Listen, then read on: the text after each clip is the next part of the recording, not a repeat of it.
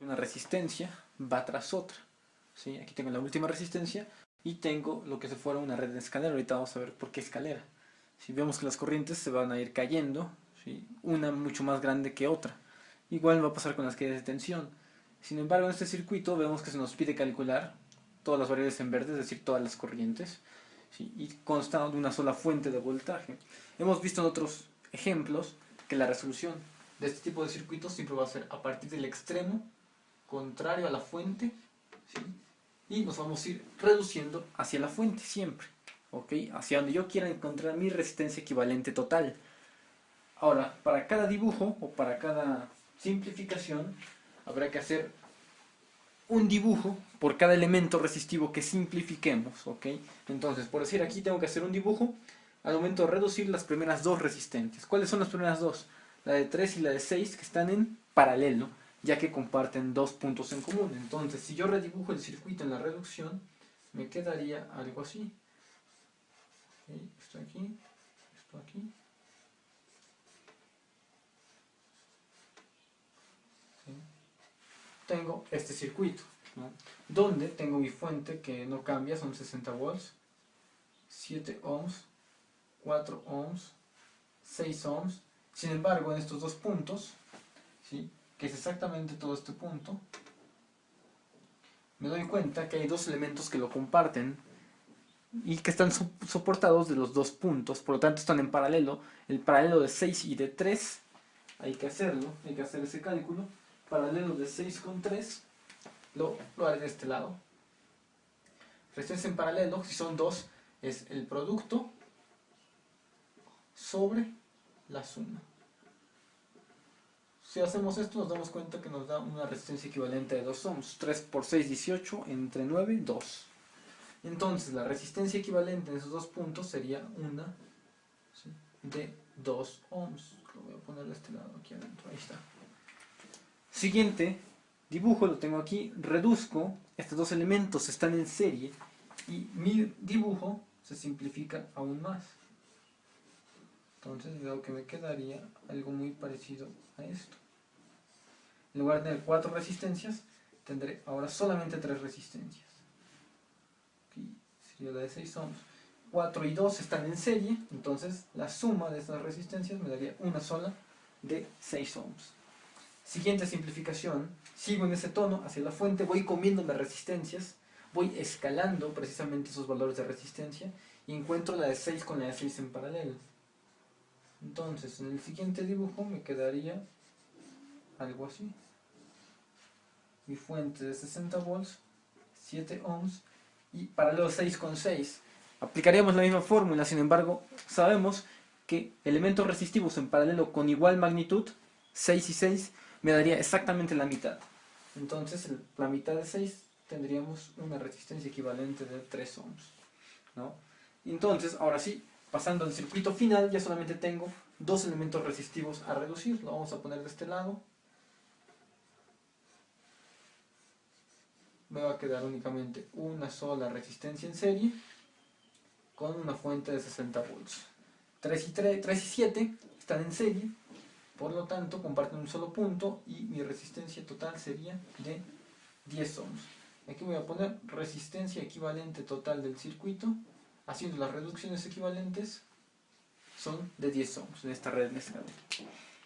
Ahora, en base a la ley de Ohm, puedo calcular cuánta corriente circula aquí. Entonces, si yo trazo aquí mi corriente, voy a ponerle I total. En base a la ley de Ohm la puedo encontrar. I total va a ser igual a la fuente, 60 volts en este circuito, sobre mi resistencia, 10 ohms. Lo que me daría exactamente una corriente de 6 amperios. ¿Sí? Entonces, aquí la I total vale 6 amperios que recorren este circuito. Nos vamos, ya que exprimimos y sacamos las variables, voltaje, resistencia, corriente, de esta red, voy a la red anterior. ¿Sí? La red anterior es esta. Y ahí especifico dónde circula esa corriente. Pues como están en serie, circularía aquí, la I total. Sin embargo, como veo que esta es la misma corriente que sale de la fuente, a lo que el dibujo aquí me dice, una I1 que sale de la fuente, la I1 y la I total son las mismas, por lo tanto I1 deberá de valer 6 amperios. ¿Sí? Se debe notar claramente que aquí la dirección de la I1 es la que sale de la fuente. Y aquí, al momento de trazar esta corriente, nos damos cuenta que es exactamente la misma, ya que está en serie todos estos elementos, para este circuito nada más. Por lo tanto, la I total o la I1 vale 6 amperios.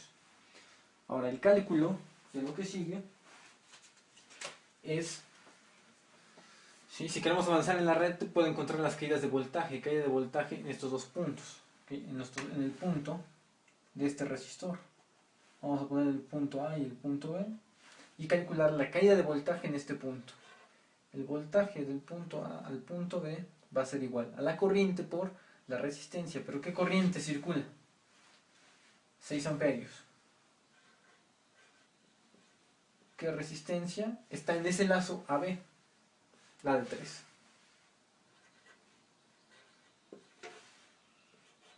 Haciendo el cálculo de la ley de Ohm, logramos encontrar que nuestro voltaje en esta resistencia de 3 ohms sería 18 volts. ¿Okay?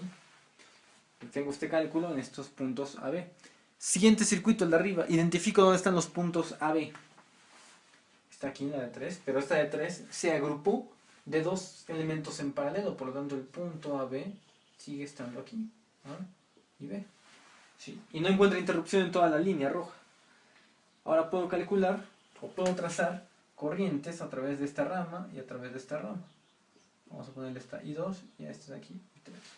Y las puedo encontrar porque tengo el voltaje en esos dos puntos AB y la resistencia en cada ramificación. Voy con la primera corriente aquí, la I2. I2 que sería al voltaje en los puntos AB. ¿Cuánto hay? 18 volts. Entonces sería 18 volts entre la resistencia en esos dos puntos. Encuentro la I2, circula en la resistencia de 6, entonces voy a poner 6 ohmios. Eso nos daría una corriente de 3 amperios. La I3, mismo cálculo, voltaje, es exactamente el mismo, 18 voltios, sobre una resistencia en ese lazo de 6 ohmios. Entonces esto me daría 3 amperios también. ¿Sí? Ahí está. Entonces ya tengo este cálculo, lo verificamos rápidamente. 6 amperios que están entrando, ¿sí?, al punto A, en el siguiente circuito de arriba. Aquí son 6 amperios que recorren este punto y llegan acá. Y se reparten en I2 y en I3. ¿Sí? Usted divide en I2 y en I3. Cada corriente vale 3. 3 más 3 me da 6, es decir, la corriente de entrada. Tenemos la propiedad de la conservación de la energía en este tipo de circuitos. Vamos más arriba. Ya que tengo esa corriente I3 que circulaba a través de este elemento, ¿sí?, puedo calcular la caída de voltaje en este punto. Otra vez. Vamos a poner el punto X y el punto Y. Entonces, si calculo la caída de voltaje en ese punto, voltaje en el punto XY, sería mi corriente por mi resistencia. ¿Qué corriente es? La I3, veamos, ¿sí?